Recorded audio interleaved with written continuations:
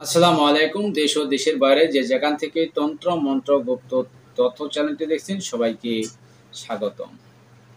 তো আমি হাজির হলাম পাইলস বা অর্শ রোগের আরেকটি তদবির নিয়ে। তো এই তদবির দ্বারা কিন্তু অনেকেই উপকৃত পাইছেন বা আমি নিজেও কিন্তু এই তদবির করে ব্যবহার করছি। আমারও এইরকম সমস্যা হয়েছিলেন। তো আমি এখন পরিপূর্ণ এবং আমার সাথী উনিও পরিপূর্ণ এবং আমি অনেকেই শত জনকে আমি এই প্রক্রিয়ায় কাজ করে দিয়েছি। তারা উপকার পাইছেন বা উপকার হয়েছে। তো আপনারাও এটি করতে পারেন, করে দেখতে পারেন। তো এটি দিয়ে কীভাবে কাজ করবেন অবশ্যই আমি উন্মুক্ত করে বলে দিব। অবশ্যই আপনারা ভিডিওটি প্রথম থেকে শেষ পর্যন্ত দেখার চেষ্টা করবেন। কোথাও যদি ভুল করে যান সেক্ষেত্রে আপনারা এটি দিয়ে সম্পূর্ণ কাজ করতে পারবেন না। তো তার আগে কিছু কথা বলে রাখতে চাই, যারা আমার চ্যানেলে নতুন এখনও সাবস্ক্রাইব করেন চ্যানেলটি এখনই সাবস্ক্রাইব করে পাশে থাকা বেল আইকনটি বাজিয়ে দিয়ে সঙ্গে থাকুন। এবং যারা এখনও আমার কাছে অনেক সময় এখনও বলেন, গুরুজি আমরা আপনার দর্শক বা আপনার চ্যানেলটি আমরা নিয়মিত দেখি, এরকম অনেকেই বলে থাকেন। তো মূলত নিয়মিত দেখেন ঠিক আছে, সাবস্ক্রাইবার না এরকম অনেকেই আছেন। তো আপনারা অবশ্যই আমার চ্যানেলের সাবস্ক্রাইবার হয়ে যারা মন্ত্র বা যন্ত্রর প্রয়োজন অবশ্যই আমার চ্যানেলের সাবস্ক্রাইবার হয়ে আমার চ্যানেলের দর্শক বা সদস্য হয়ে আপনারা আমাকে ইমো অথবা হোয়াটসঅ্যাপ নাম্বারে ফোন করবেন বা মেসেজ দিবেন, দিয়ে যে কোনো যন্ত্র বা মন্ত্র চাইবেন আমি ইনশাল্লাহ সাথে সাথে দেওয়ার চেষ্টা করব।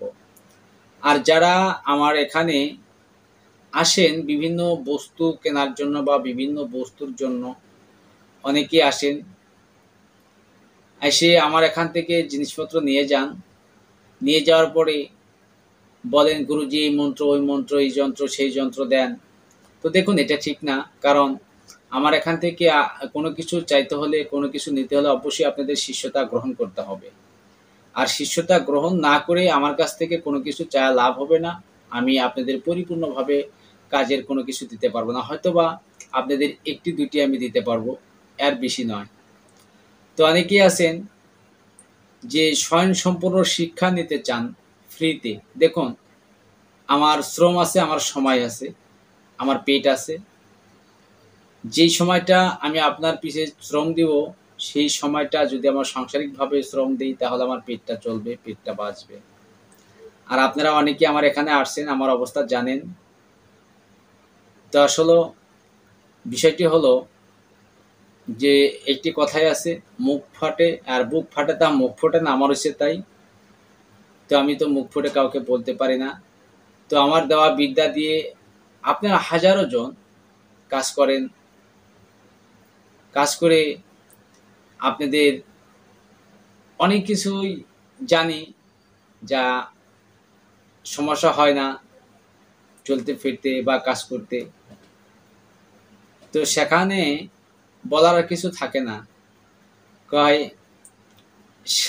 ওই যে আমার মানে যে কীভাবে বলি, তো তারপরে বলছি যে আমার এক প্রাইমারি মাস্টার ছিলেন।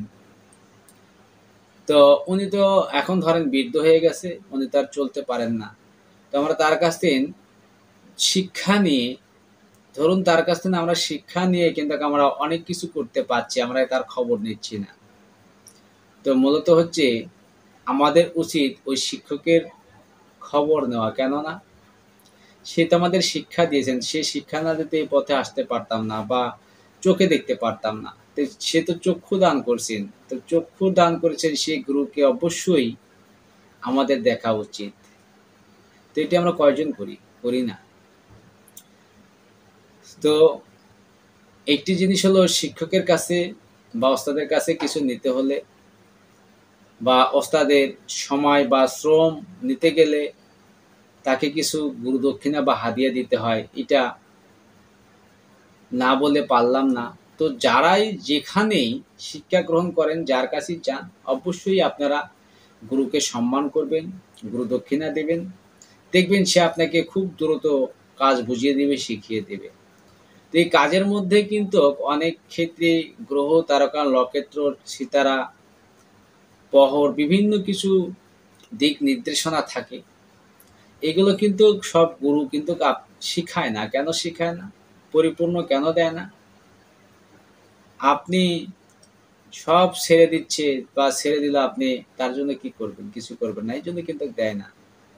তো সেগুলো আপনারা ভেবে চিন্তে নিয়ে কাজ করবেন, তবেই আপনারা কামিয়ানি হতে পারবেন। তো যাই হোক, বেশি কথা না বাড়িয়ে আমি যে বিষয়টি নিয়ে আলোচনা করছি, যে অর্শ বা পাইলসের যেই কাজগুলো কিভাবে করবেন, চলুন আমরা আগে যন্ত্রটি স্ক্রিনে দেখে আসি, পরে নিয়মটি বলে দিচ্ছি। আপনারা যে যন্ত্রটি স্ক্রিনে দেখতে পাচ্ছেন, এই যন্ত্রটি আপনারা একটি অয়েল পেপার বা সাদা একটি কাগজের উপরে সুন্দরভাবে মেশক জাফরান কালি দ্বারা অঙ্কন করবেন বা লিখবেন। সুন্দরভাবে লিখবেন। অনেক সময় দেখা যায় 5 লিখতে গোল করে ফেলান, অনেক সময় 2 লিখতে 3 লিখে ফেলান, অনেক সময় 4, অনেকেই লিখতে পারেন না। তো এইগুলো আদাদের যে মান সংখ্যাগুলো আপনাদের সঠিকভাবে লিখতে হবে। লিখে আপনারা সেটি তাবিজে ভরবেন। এটি আপনারা শনিবার, মঙ্গলবার, রবিবার, বুধবার এগুলো দিনে এই তাবিজটি ভরবেন। তাবিজ লিখে একটি মাদুলি বা একটি তাবিজের ভিতরে ভরে হাতে বেঁধে দিবেন। যদি মেয়ে লোকের এই প্রবলেমগুলো হয়, অর্শ বা পাইলস, পায়খানা রাস্তায় রক্ত আসা বা ব্যথা করা, গটি হওয়া বা শিলের মতো বের হওয়া আসা, যদি এরকম সমস্যা হয়, তাহলে যদি মেয়ে লোকের হয় তাহলে আপনারা বাম হাতে তাবিজটি বেঁধে দিবেন। আর যদি ছেলেদের হয় বা পুরুষদের হয়, সেক্ষেত্রে আপনারা ডান হাতে বেঁধে দেবেন। এর সাথে যদি আরেকটি কাজ করতে পারেন তাহলে ভালো হয়, তবে এর আরও কিছু কথা আছে। অবশ্য আপনারা সেই তাবিজটি লিখে তাবিজটি ধারণ করার আগে 1 কেজি 25 গ্রাম আটা কিনবেন এবং 1 টাকা 25 পয়সা, 1 টাকা 25 পয়সা এবং 1 কেজি 25 গ্রাম আটা নিয়ে আপনারা সেই তাবিজটি হাতের পুরে নেবেন। হাতের পুরে নিয়ে তারপরে আটা এবং আটার ওপরে 1 টাকা 25 পয়সা রাখবেন। এই তাবিজ, এইটা ধরুন তাবিজ, এর উপরে রাখবেন সেই পাত্রটা রেখে তারপরে ওই পাত্র থেকে 1 কেজি 25 গ্রাম আটা এবং 1 টাকা 25 পয়সা কোনো গরিব মিসকিনকে দান করে দেবেন। দান করে দেবার পরে আপনারা ওই মাদুলিটা কিন্তু ধারণ করবেন। এর আগে অবশ্যই ধারণ করবেন না।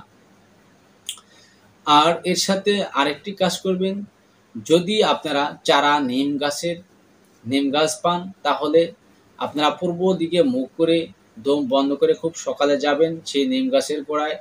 যা কি যদি প্রয়োজন হয়, শক্ত মাটি মনে হয়, তাহলে কিছু জল ঢালবেন বা পানি ঢালবেন, ঢেলে গোড়াটা নরম করে নেবেন। নিয়ে পূর্ব দিকে মুখ করে দাঁড়িয়ে দোহাই মা কালী 3 বার বলে গাছটি দম বন্ধ করে একটানে তুলে ফেলাবেন। তুলিয়ে নিয়ে সেখান থেকে কিছু শিকড় একটি মাদুলি বা তাবিজে ভরে আপনারা কোমরে ধারণ করবেন। তাহলে দেখবেন যে একদিন অতিরিক্ত 2 দিনের মধ্যে আপনি সেই রোগ থেকে আপনি কিন্তু নিরাময় হতে পারছেন, বা সেই রোগটি বা সেই ব্লাড আসা বা রক্ত আসা সেটা বন্ধ হয়ে গেছে।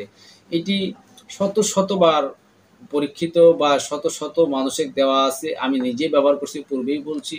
তো আপনারা এটি ব্যবহার করে যদি উপকৃত হতে পারেন, অবশ্যই ভিডিওটি শেয়ার করে অন্যদের মধ্যে ছড়িয়ে দিবেন যাতে তাদের উপকার হয়। আর আমার কথাগুলো বুঝতে পারলে অবশ্যই স্ক্রিনে দেওয়া এই হোয়াটসঅ্যাপ নাম্বারে আপনারা যোগাযোগ করে বুঝিয়ে নেবেন। তো সবাই ভালো থাকবেন, সুস্থ থাকবেন। আল্লাহ হাফেজ।